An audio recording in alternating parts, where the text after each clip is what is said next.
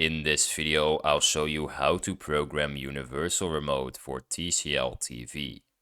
Step 1. Start the setup process. Power on your TCL television.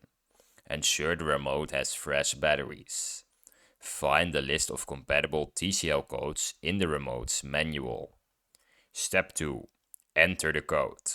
Press and hold the setup button until the indicator light flashes. Enter the first 4 or 5-digit code from TCL from the menu. The light should blink to confirm the code was accepted. Step 2. Confirm and save. Test the remote's power and volume buttons on the TV. If it works, press the enter or stop button to save the settings.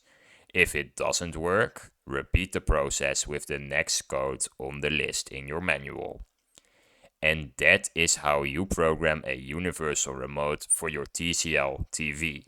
If you found this video helpful, then please subscribe. And if you have any questions, you can leave them in the comments down below.